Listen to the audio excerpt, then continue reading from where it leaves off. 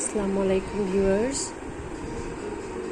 বাংলাদেশে বর্তমানে প্রচণ্ড তাপমাত্রার কারণে সবাই আমরা বেশ খুব কষ্টে আছি।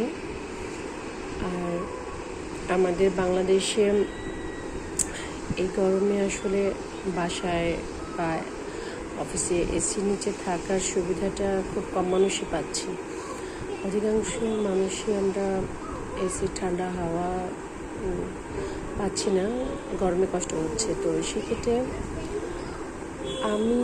আমার যখন স্টুডেন্ট লাইফে আমরা হোস্টেলে থাকতাম, তখন যখন প্রচণ্ড গরম হতো, রাতে ঘুমোতে পারতাম না, তখন আমি অ্যাট ফার্স্ট এই বুদ্ধিটা নিজেই আবিষ্কার করি। ডিপ ফ্রিজে একটা বোলে করে পানি রেখেছিলাম, সেটা আইস করে তারপর ওটা ফ্যানের নিচে দিয়ে রাতে ঘুমিয়েছি। তো যখন ফ্যানের নিচে দিয়েছি তখন ওটা ফ্যানের বাতাসে হোল রুমটাকে খুব সুন্দর শীতল করে দিয়েছে। তো এটা আমার আরও অনেক বছর আগে, যখন আমি স্টুডেন্ট ছিলাম তখন এটা আমি ফার্স্ট করি। না যখন আমি বোধহয় কলেজে পড়ি তখন, তো অনেক বছর আগে। এখন যদিও প্রয়োজন হয় না আমাদের বাসার জন্য, কিন্তু এটা অনেকের জন্যই প্রয়োজন হবে, যারা বিশেষ করে যাদের ঘরে এসি নেই। লাইক আমার কাজের মেয়ের রুমটা তো এসি নেই, তো সেক্ষেত্রে আমি ওকে এই বুদ্ধিটা করে দিয়েছি। আমরা ডিপ ফ্রিজে এভাবে বালতি বা বড় হাঁড়িতে করে পানি রাখি, এবং সেটা ও যখন রাতে ঘুমোতে চায় ওকে আমি বলেছি ওর রুমে যেন এভাবে এটা ফ্যানের নিচে রেখে দেয়।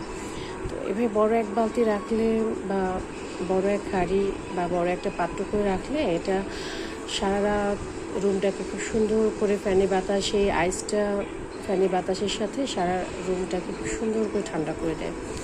তো আপনারা যারা খুব কষ্ট পাচ্ছেন এই গরমে, যাদের বাসায় এসি নেই, তারা এটা করে দেখতে পারেন, ট্রাই করে দেখতে পারেন। এটা রুমটাকে ফ্যান চললে ফ্যানের সাথে বাতাসের সাথে এই আইসটা পুরো রুমটাকে খুব সুন্দর করে ঠান্ডা করে দেয়। হ্যাঁ, অনেকটা এসির মতোই ঠান্ডা লাগে, খুবই ভালো লাগে। তো আমি আসলে এটা শেয়ার করার কারণ হচ্ছে, বর্তমানে বাংলাদেশের তাপমাত্রা অনেক বেশি, এবং অনেকের বাসাতে ছোট ছোট শিশু বাচ্চা আছে। তো শিশুদের এমনিতেই শরীরে গরম বেশি থাকে, তো ওরা তো অনেক কষ্ট পাচ্ছে এবং শিশুরা বলতে পারে না। এবং প্রতিদিনই দেখা যাচ্ছে টিভি নিউজে অনেক শিশু হিট স্ট্রোকে মারা যাচ্ছে, অসুস্থ হয়ে পড়ছে, বড়রাও হিট স্ট্রোকে মারা যাচ্ছে। বিষয়টা ভেরি প্যাথেটিক। সেই জন্যই আমি আসলে চিন্তা করলাম যে যেহেতু আমি আমার বাসার কাজের মেয়েকে এভাবে করে দিয়েছি, পরামর্শ দিয়েছি এভাবে করে থাকার জন্য, তো সেক্ষেত্রে এই আইডিয়াটা আমি সবার সাথে শেয়ার করতে পারি। যাদের প্রয়োজন, যাদের বাসাতে এসি নেই, বা অনেকের বাসায় কাজের মেয়ের রুমে আমার বাসার মতো এসি নেই, তারপর অনেকের বাসাতে এসি নেই, ছোট বাচ্চা আছে, গরমে কষ্ট পাচ্ছে, তো আপনারা এইভাবে এটা করে দেখতে পারেন। এটাতে বাতাসটা, রুমের হাওয়াটা অনেক ঠান্ডা হয় এবং খুব আরাম পাওয়া যায়। হ্যাঁ, জাস্ট আসলে বর্তমানে দেশের আবহাওয়ার পরিস্থিতি দেখে আমি চিন্তা করলাম আপনাদের সাথে বিষয়টা শেয়ার করি। তো যদি আপনাদের ভালো লাগে, আপনারা এটা ট্রাই করে দেখতে পারেন। দোয়া করি সবাই সুস্থ থাকেন, প্রচুর পরিমাণে পানি খান, লেবু এবং চিনি লবণ মিশ্রিত শরবত খান, শরীরকে ডিহাইড্রেট রাখার চেষ্টা করেন, এবং যাদের বাসায় বাচ্চা আছে বাচ্চাদেরকে ঘন ঘন পানি খাওয়ান, কারণ ওরা তৃষ্ণা লাগলেও বলতে পারে না, কিন্তু ওরা ডিহাইড্রেট, যদি ওদের বডিতে যদি পানির সমস্যার ঘাটতি হয় তাহলে ওরা অসুস্থ হয়ে যাবে। সো ওদের বডি ডিহাইড্রেট রাখার ট্রাই করুন, বেশি বেশি পানি খাওয়ান, আপনারাও পানি খান এবং সুস্থ থাকুন, ভালো থাকুন। এবং আসুন আমরা সবাই মিলে গাছ লাগাই, যার যার বাড়ির ছাদে বা বাড়ির আশেপাশে যেখানে ফাঁকা জায়গা আছে আমরা সবাই গাছ লাগাই, পরিবেশ বাঁচাই। আজকে এই পরিবেশের জন্য আসলে আমরা নিজেরাই দায়ী, এবং শুধুমাত্র গাছপালা কমে গিয়েছে সেজন্যই না, কলকারখানা বেড়ে গিয়েছে, ইন্ডাস্ট্রিয়াল অ্যাক্টিভিটিস বেড়েছে, আপনার যানবাহন বেড়েছে, নতুন কংক্রিটের বাড়ি হচ্ছে।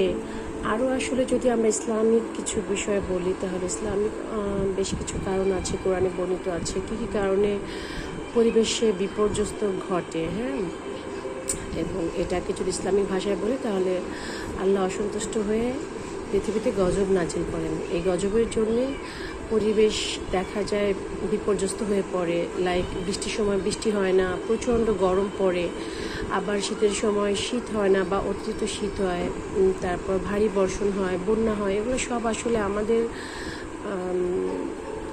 আমরাই এসবের জন্য দায়ী। এটার জন্য আমরা ন্যাচারালিও দায়ী এবং আমরা ধর্মীয়ভাবেও যদি বলি, আমরা সব দিক থেকে আমরা দায়ী।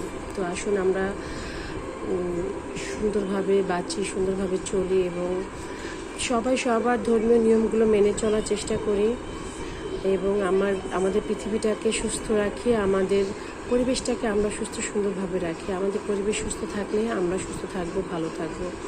সবাইকে ধন্যবাদ, সবাই ভালো থাকুন। আসসালামু আলাইকুম, আল্লাহ হাফেজ।